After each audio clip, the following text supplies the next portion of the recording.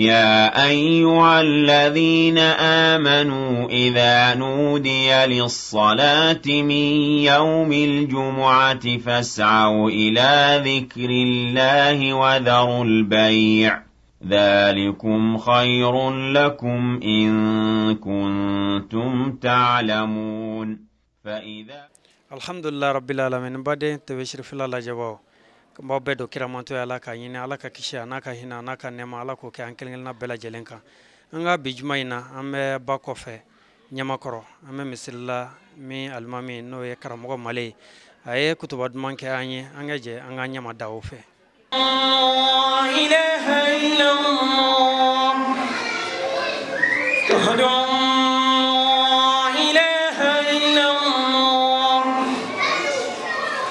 أشهد أن محمد رسول الله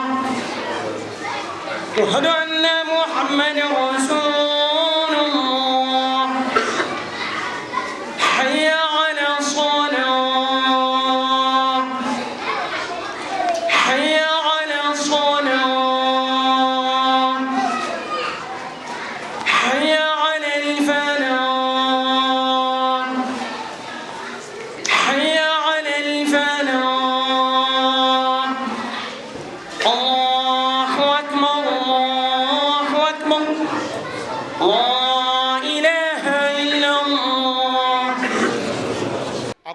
الله تعالى تنو الله تعالى مي دوني دونغاي ala min ga doni seleme jega munu me baji kono olube ala ko fo cugomina kono mi munu be pasanfe olube ala ko fo cugomina allah ta'ala min ga doni ben bela jeleka akobe allah ta'ala tanu allah ta'ala mi naba ka jwa sutura halli ale allah ta'ala zoso dugu klama fe setika allah ta'ala kala no ki sutura amma ere de bina boni ire sa ka sura setika allah ta'ala ka sutura bika akobe allah ta'ala tanu allah ta'ala min nale de sanyo masay akobe allah ta'ala tanu allah ta'ala min gannema nayo shuru aka danve bela jeleka ame danve mo danve na ola ne ala kira chili nayo fanyana li qur'ana kono wama arsalnaka ila rahmatan lil alamin akobe sharia kura kafo allah ta'ala de masakelenye mi ma sangolo wolo vlana masakeleno mima du kolo wolo vlana femme faraka feretna faraka masami ni banala ena kuna goya soro ni sonala ikuna na jajien ani lahara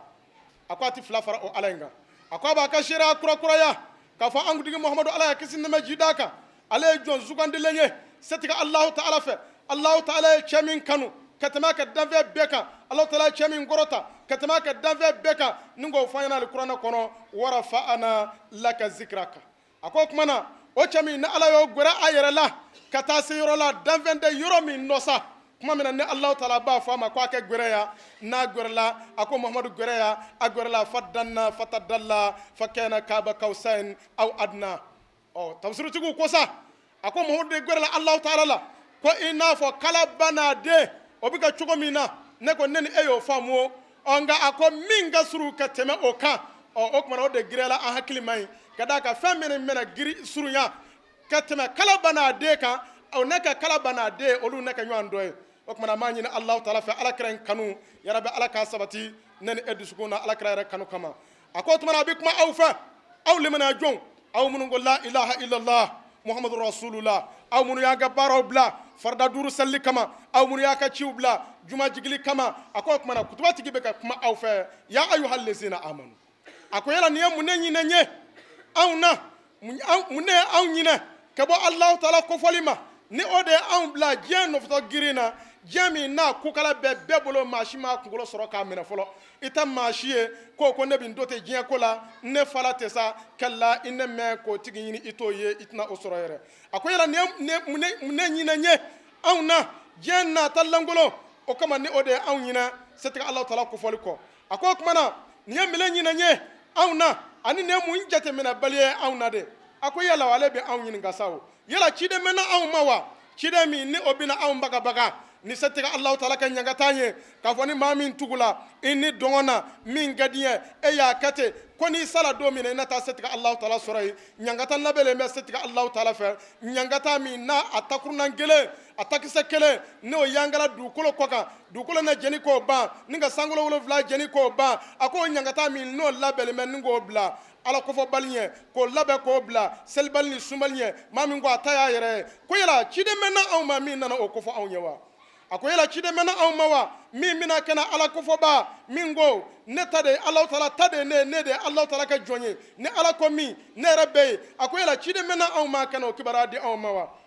kutuba tigi o chide nana aw madra wallahi chide nana aw ma chide mi nana aw baga ni jahannama chide mi bala ne anana aw nusoja ni aljina kada ka yo fo aw nyana wa amma man khafa maqama rabbih wa naha nafsa anil hawa fa innal jannata hiya al ma'wa wallahi o chide nana ni fo aw nya ako tumana sa ni bela jele kele ko fe chide nalen ko fe aw ma ako wallahi ni aw me nyanya maruya ni wala nyumanye ni nga nywan fasani ko bo chen ko ma wallahi ako ikado Allah ta'ala na danfɛnw ji anw ma kabini masakɛ juguw la ala na danfɛn ji anw ma kabini an yɛrɛw juguw la ka an yɛrɛ jugu ye ni k'olu su ni k'olu bila anw na a ko walahi ni anw ma ɲɔgɔn ɲamaroya ni wale ɲuman ye setigi Alahu Taala ka dugukolo nɛ koro anw na hali n'i kɛra diɲɛ maramasakɛ ye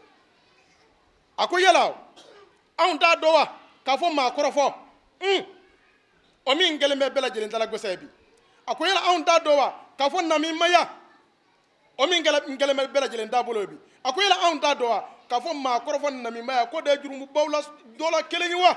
jurumuba min b'a la n'a dɔ la kelen yeli ka dosew la alikiyama jɔ don fo ni ala yafali ma dɛ n'o tɛ o kelen bɛna se ka kɛ sababu ye k'e sama ka t'i suru fo jahanama kɔnɔ an b'a ɲini Alahu Taala fɛ yarabi ala ma ni aw kisila ma a ko yala anw t'a dɔn wa k'a fɔ dangadenya o min kɛ bɛ fɔ k'u ye denmisɛnninw bolo bi a ko yala anw t'a dɔn k'a fɔ ko o bɛ hadamaden yɛrɛ si tigɛ de wa kumabaw ko ten ko ɲama tɛ basa la o ko nka mun ye bilakoro faga fo bilakoro fa kun ka dɔ fɔlɔ an ka sɔrɔ k'a dɔn ko ɲama tɛ basa la yala mun ye sisan denmisɛnninw si ba ta ne est ce que dangadenya sen t'a la kitabutigi ka fɔli la den minnu n'u mɛ ba dɔn u mɛ fa dɔn u mɛ ba fila dɔn u mɛ fa fila dɔn ja o dangadenya de bɛ ka kɛ sababu ye ni ka denw si ba ta den min bɛ sɔn ka na sunkuru présenté a ba n'a fa la den min bɛ kari kɔnɔ a bolo bɛ denni kan na a fa filaw bɛ ka tɛmɛ a na a ba filaw bɛ ka tɛmɛ a na a t'a dɔn ko fiɲɛ wulila yɛrɛ ɔ k'i k'i sigi k'o lajɛ o caman bɛ yen i b'a sɔrɔ jɛgɛtani de b'o kan kari gɛtɔrɔ sanfɛ hali faaba ti dɔn a dɔw la yɛrɛ a ko o tumana ko an k'a dɔn dangadenya ko o de bɛ kɛ sababu ye ka hadamaden si kari n'i k'a kɛ san 60 kɛ walahi n'i kɛra dangaden ye Alahu Taala b'a fɔ ko mɛlɛkɛw k'a tigɛ 30 bɛ tigɛ ka bɔ a la e na 30 tɔ ka i n'i jawo nka a ne ka sɔgɔma da feere dɛ wulafɛla tɔ kɔni e t'o lakali an b'a ɲini Alahu Taala fɛ yarabi ala kana an ka dangaden ye yarabi ala kana an denw ka dangaden ye ala kira yɛrɛ kanu kama a ko yala anw t'a dɔn wa k'a fɔ ko Alahu Taala sɔsɔli k'i tugu ni ka don Alahu Taala gasi la piyan ni min bɛ bɔ a la o ka bɔ a la ko maa tɛ lahara ko si dɔn a ko yala ko anw t'a dɔn ko o yɛrɛ de bɛ jahanama don wajibiya maa kan wa hali ni e bɛ seli i bɛ sun Alahu Taala ka yamaru dɔ de kɛ mais ala ko kɛnɛ nin kɛ mun na i bɛ gɛrɛ o la ko ala ko kɛnɛ nin kɛ dɛ ala ka yamaru labatɔlen kɔfɛ ala ka fasani kɔ f'i k'i jija ni k'o fana de to yen ko na tɛ i ka seli t'i wasa i ka su t'i wasa i ka hiji t'i wasa o ne sama ka taa e suru jahanama kɔnɔ a ko yala anw t'a dɔn wa ko don dɔ la anw ka na ɲuman ala ye kisi nɛmɛ ji d'a kan ko don dɔ la k'a kasila a ka seyibaw cɛra fo k'a ɲɛji bɔn a bɔnbɔnsi kan an badenw inna lillahi wa inna ilaihi raji'un an bɛna dɔn ko a bɔra tulon na ye sa dɛrɛ dutigi kɛtɔ k'a sigi ka kasi a ka dudenw ɲɛna jamanatigi kɛtɔ k'a sigi ka kasi jamanadenw jɛra bali min ka bon ka tɛmɛ o bɛɛ kan min kɔrɔtalen don ka tɛmɛ o bɛɛ kan o de ye ala ka ciba ala ye kisi nɛmɛ ji d'a kan n'i ye adamadenw bɛɛ lajɛlen fara ɲɔgɔn kan k'a daminɛ an fa adama na ka taa bila diɲɛ wuli la kira minnu b'a la naɲuman minnu b'a la ka mɛlɛkɛw ni jinɛw fara olu kan k'u ka ɲɛmɔgɔ jira u la bolo tɛ se ka si cɛ kelen si ma ni cɛ min tɛ k'o de y'i sigi a ka sababu kɛra don dɔ la ni ka kasi n badenw fo k'a bɔnbɔnsi ɲigi n'o tun kɛra sɛba dɔw tun bɛ gɛrɛ alakira la o b'a ɲininka o sɛba la cɛba dɔ o Huzaifa ye a ko Huzaifa gɛrɛla la nin don in ni k'a ɲininka ya Rasulullah yala e bɛ kasi mun na e min ye danfɛn bɛɛ lajɛlen kuntigi ye i kasi kun ye mun ye Alahu Taala ko e min kɛ ani bɛ min kɛ k'a yafala bɛɛ ma yala e bɛ kasi mun na a ko Huzaifa a ko a to n ka kasi kadaka neke kani kashi de nera tandi kashi no ye meka hamini jonye mande munu mengofe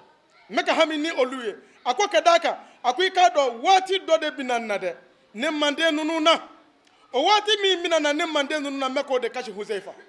o wati mi minana de ako ikado o wati mi mina ako ikado mogo bina alislama bla ubulo kofe bela jele bi giri je no fe ako meko wati de kashi ako wati bina mega wati min kashi ako mogo bina sel de bla u kofe mogo bina jaga de bla u kofe jaga tna bo abo tugola je na fola tigi baw fe na bola abo tugola ko tna da di tugola ala dunya e foy to kofe fo ala talaka mashiba na ka nyagata na ka halaki ako meko de kashi ako meka wati kashi de wati mi mala ni sumani kalaw ni olu bina fiyali ka basikulu la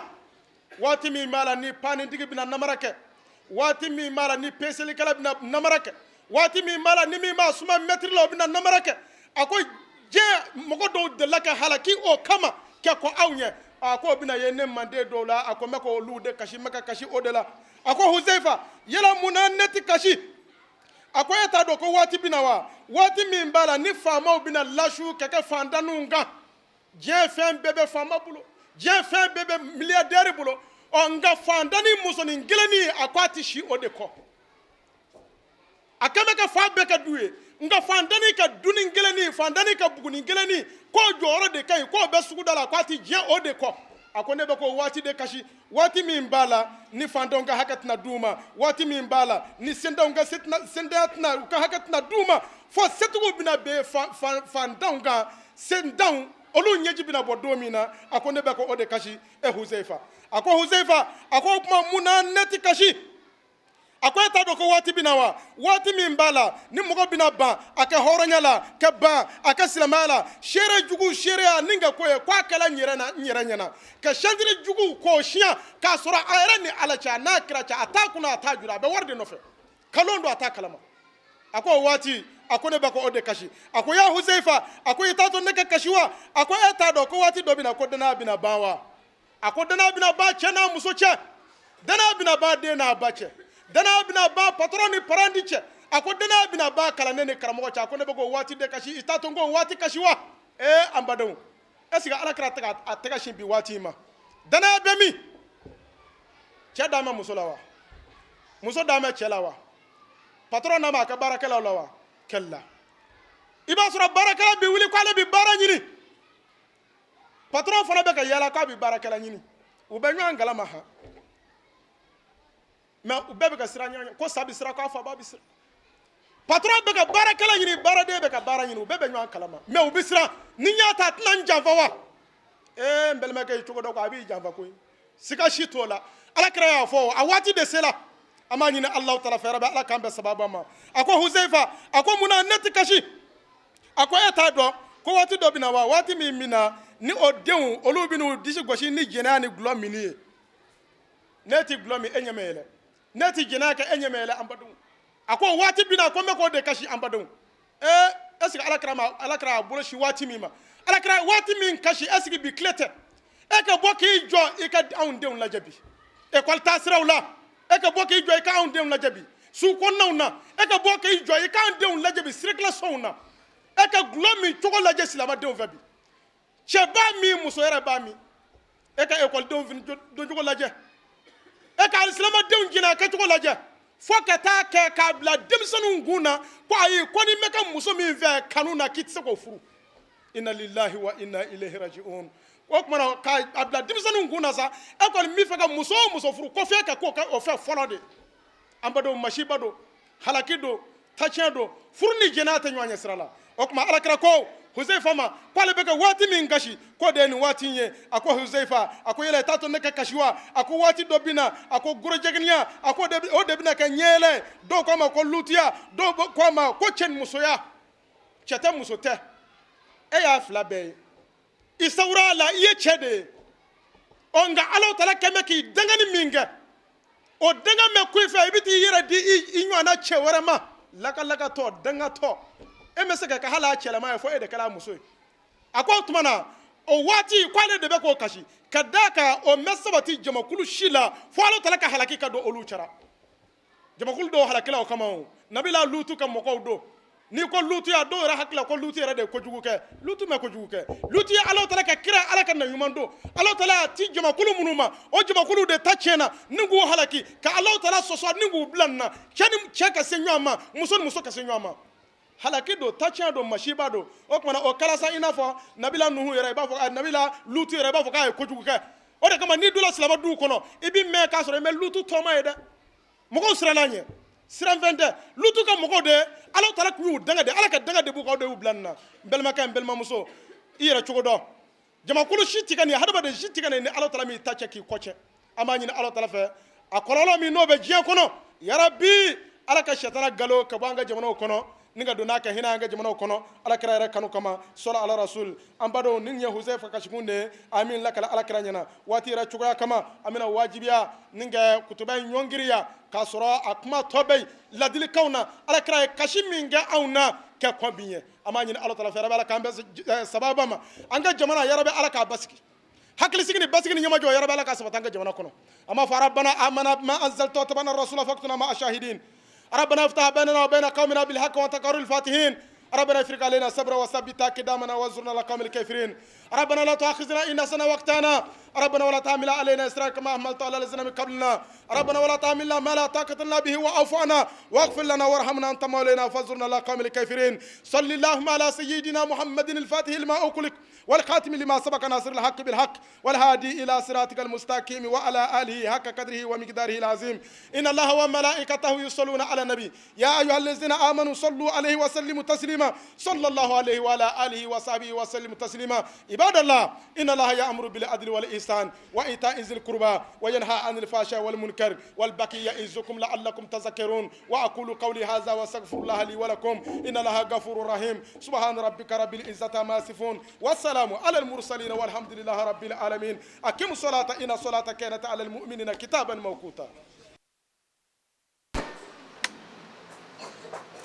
الله أكبر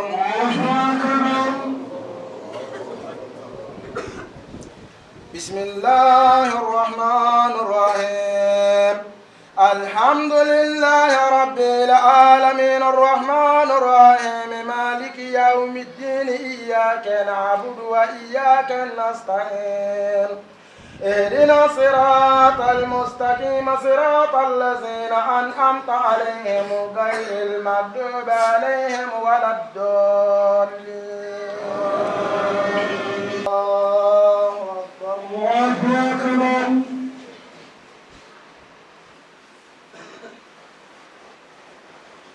الله أكبر الله أكبر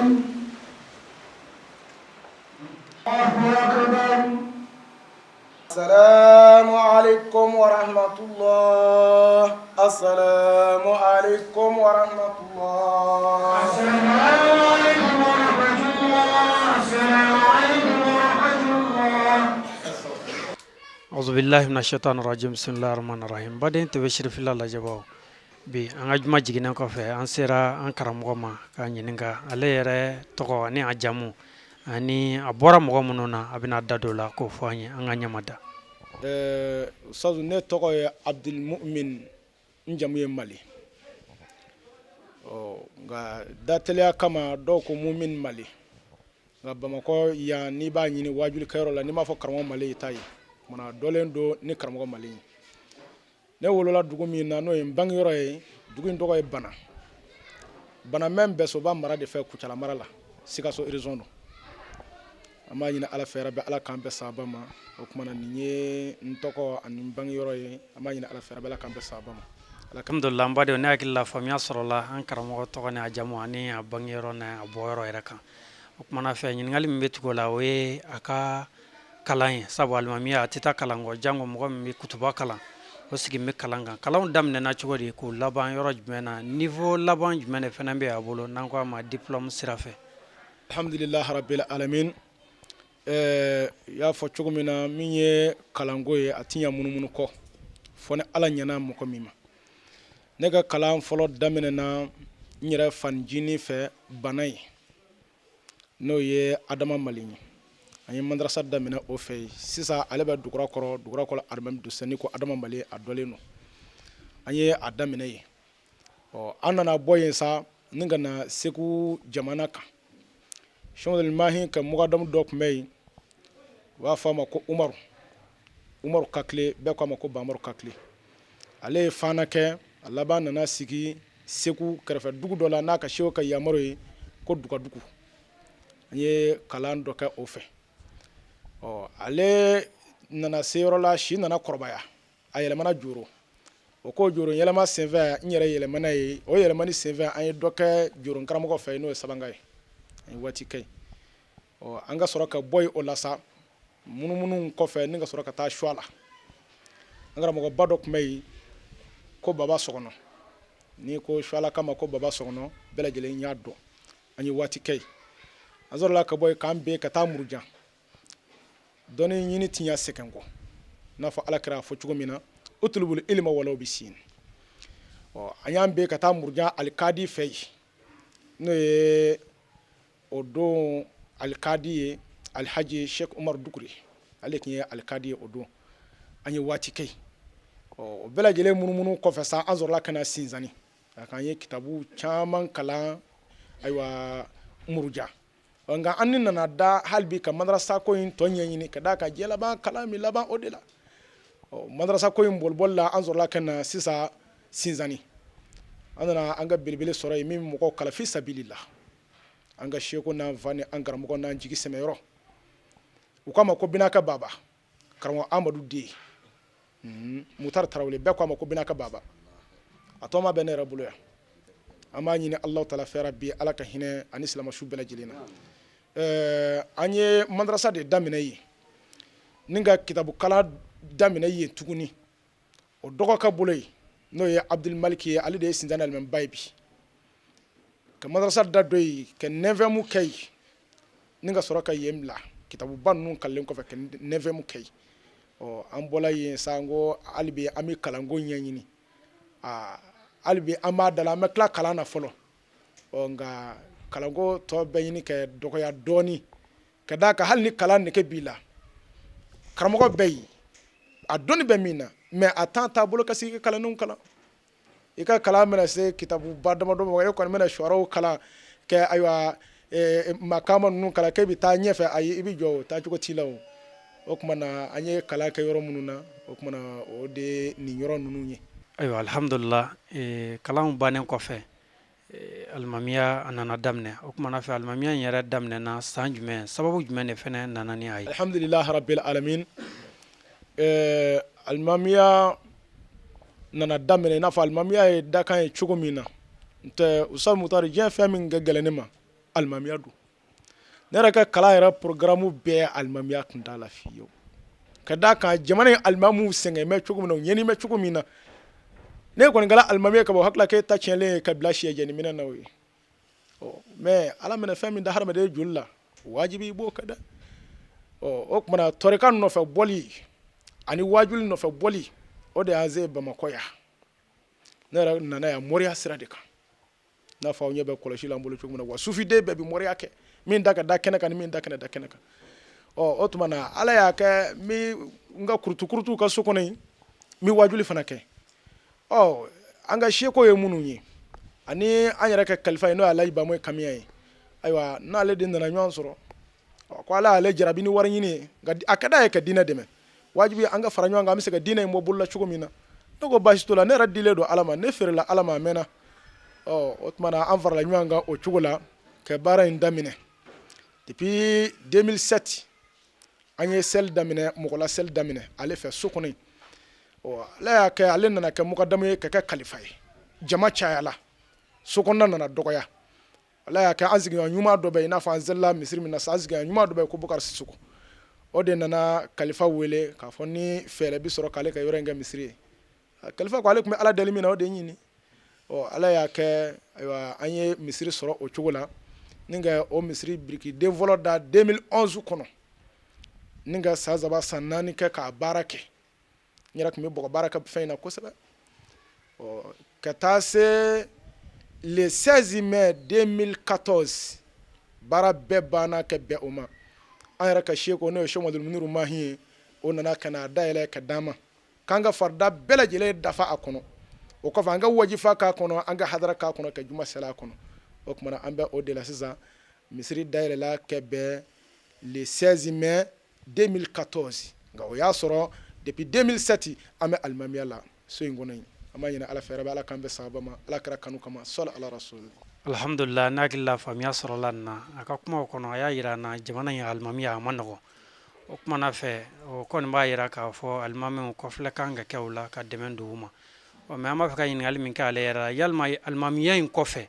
foro de bɛ a bolo a bɛ sɛnɛ de kɛ wa tari commerçant dɔ de bɛ a bolo ka se ka denbaya dahirimɛ ɲini wa sabu a dɔnna ka ban an ka jamana in alimamiya ma nɔgɔn ma baara wɛrɛ jumɛn bɛ ale bolo dahirimɛ ɲini sira fɛ ka fara alimamiya in kan alhamdulillah rabbil alamin Ustaz Mutar ni ɲininkali ɲɛna kosɛbɛ jamana in alimamu balo cogo kan ka ɲini ka da ka fɔ catiri bɔlaw y'a don dɔnkili la an fɛ jamana in kɔnɔ yan ko n'u ma ɲɛ alimami ma ko kɔngɔ ni alimami si kɛnɛ den tigɛ ne ko heyi nin tɛ catiri bɔ kan da a bɛ ka tiɲɛ kuma de fɔ dɛ alimami caman jɔlen b'a to seli la ka kasi nasɔngɔ de t'a kungo ye ala ɲɛ siranya kasi tɛ dɛ o kumana an balo cogo kan ka ɲini nka y'a f'i la cogo min na alhamdulillah rabbil alamin ne yɛrɛ ni kɛ denbaya balo ala ni silamɛ ɲumanw o kɔfɛ n y'a f'i ɲɛna ne yɛrɛ ye kɔlɔsitigi de ye n sigilen don min ka o kɔlɔsi ye ne ye wajulikɛla ye n ye maa lakalana ye hadamaden minɛ ka cogo cogo i kana ka fitiriwale mɔgɔ minnu bɛ n kɔfɛ k'a daminɛ an ka kalifa la alhamdulillah n b'u fo k'u waleɲuman dɔn nka ala de bɛ jɔn ta maa se mɔgɔ kɔrɔ dɛ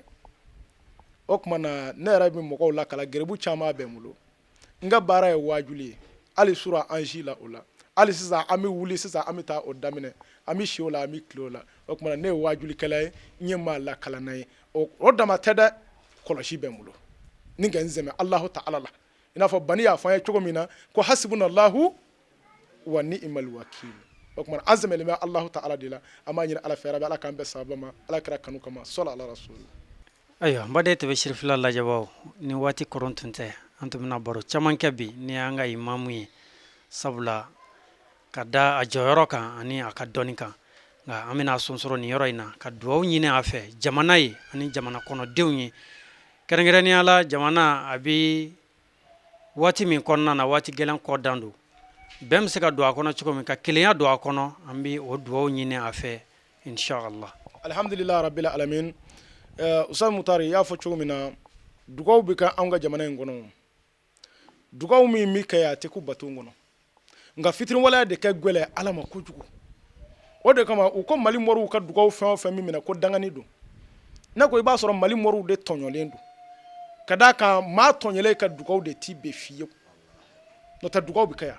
mawludu min bɔra ka sisan dugawu dama min kɛra a la mɔgɔ dama min bɔra a fa jamanaw na ni ka na dugawu ɲini a hakɛ b'o la wa o kumana o dugawu t'i bɛn o kumana an bɛ dugawu kɛrɛnkɛrɛnlen kɛ jamana ye ala taala bɛ kabakoba kɛ maliyɛnw ye o t'a kalama jamana diɲɛ bɛɛ farala ɲɔgɔn kan sisan farazi ko climat bɛ ka changer farazi hadamaden jɔlen bɛ sa i yɛrɛ ma ten i ka jiri jɔlen bɛ sa i ka dukɛnɛ na ko climat changer la ko f'a ka ɲɛɲini mais a filɛ anw fɛ yan anglais joli bi ye an ɲɛ tɛ da tile la tileman dire fɛ sanji de bɛ ka na anw fɛ yan ni dugawu tɛ o bɛ kɛ wa o tuma na an b'a ɲini alahu taala fɛ jamana in ala k'a basigi ni ka min fɔ jamana in faamaw ye u k'u hakili to diinɛ na